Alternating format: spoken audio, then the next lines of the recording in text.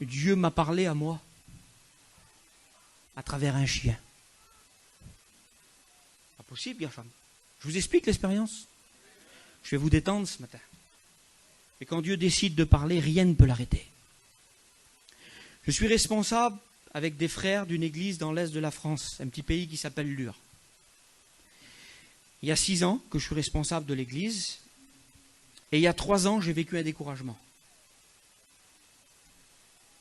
Et je me suis placé devant Dieu au début de l'été, puis j'ai dit, Seigneur, voilà, je voudrais me remettre en question par rapport à l'église. Est-ce que je suis à ma place? Est-ce que je ne suis pas à ma place? Puis j'ai parlé à Dieu. J'ai dit, Seigneur, je me place devant toi tout l'été. Mais dis-moi ce que j'ai à faire. Vous savez ce que j'ai fait avant?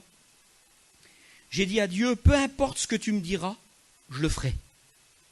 Mais c'était important, parce que si le Seigneur il me disait, sors de l'église, j'avais prévenu les anciens de l'église, j'avais dit, les frères, je vis une expérience, j'attends que Dieu me parle. Si Dieu me demande de rester en place, je reste en place. Si Dieu me demande de partir, je pars. Mais je dis, attention, je ne veux pas que ce soit vous qui me disiez de rester, je veux que ce soit entre moi et Dieu. Alors, j'avais mis Dieu à l'épreuve. Et puis, tout l'été, j'ai prié, Mouchat. Parce que j'avais un souci dans mon cœur. Je disais, Seigneur, est-ce que j'ai le ministère de pasteur déjà? De donner à manger aux brebis, de soigner les brebis. Est-ce que je fatigue pas le troupeau? Parce que j'avais peur de fatiguer les chrétiens. Alors, je vivais toute une interrogation, je demandais à Dieu si j'étais à ma place. Et pendant 3 mois, je prie Dieu pour qu'il me parle. Et on arrive à la retraite des foyers, il y a 3 ans de cela. Quand on arrive à la retraite des foyers, je dis, Seigneur, c'est là que tu vas me parler. 20 réunions en 10 jours. J'ai prié pendant 3 mois, j'ai préparé mon cœur à la décision. J'ai préparé les anciens de l'église à ma sortie, si Dieu me demandait de sortir. J'ai dit, Seigneur, toutes les conditions sont réunies. Tu vas me parler à la retraite. 1 réunion, 2 réunions, 5 réunions, 8 réunions, 10 réunions, 20 réunions. Et Dieu ne me parle pas. J'étais déçu dans mon cœur, Nelson. Seigneur, comment je vais faire? On démonte le chapiteau. Je m'attendais à tout. Un petit qui passait, n'importe quoi. On a démonté le chapiteau, puis on est resté 5-6 campings pour ramasser le terrain. Et vous connaissez la place de Belfort, il y en a plein qui la connaissent. Tout au fond de la place, là-bas, il y a un berger. Et ce berger-là, il a au moins 500-600 brebis. Et puis nous, on ramasse le chapiteau, on ramasse les papiers, là. Et puis le berger, il arrive auprès de moi. Et puis il dit, Monsieur Masson, il me connaît? Oui. Il dit, cette partie-là du terrain, elle est ramassée? Je dis, oui, monsieur, on a tout ramassé. Bon, ben il dit, je vais chercher le troupeau, je vais lui dire qu'il reste ici. D'accord. Il s'en va, le monsieur, il met des clôtures. Et il emmène les 500-600 brebis, là. Et puis nous, on ramasse autour. Je suis avec un chrétien. Et pendant qu'on ramasse avec les pinces, là, le berger, il s'en va, lui. Quand il s'en va, il laisse les 2 chiens qui gardent le troupeau. Et puis nous, on ramasse avec les pinces. Et d'un seul coup, je vois un chien qui arrive sur moi, mais d'une vitesse. Je dis, je suis mangé.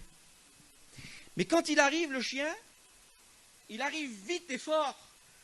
Mais à 2 mètres de moi, il s'abaisse, il rampe, et sur le bout de mon soulier, là, regardez voir comment que Dieu parle.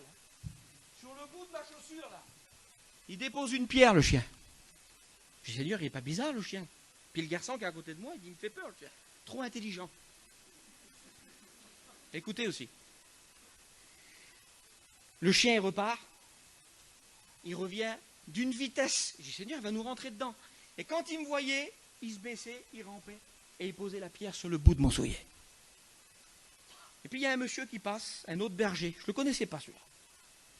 Je dis, monsieur, les chiens, là, je dis, ils sont dressés, c'est exceptionnel. Il dit, oui, monsieur, c'est les meilleurs chiens de berger. Et je dis, par contre, il fait quelque chose que je n'ai jamais vu de ma vie. Il dit quoi? Je demandais à Dieu si j'avais un cœur de pasteur, un cœur de berger. Je dis, monsieur, il vient sur moi à fond, là. Il s'arrête à 2 mètres et il me pose la pierre que j'ai dans les mains, là, sur les pieds. Il me regarde, le monsieur, il dit, t'es un berger, toi?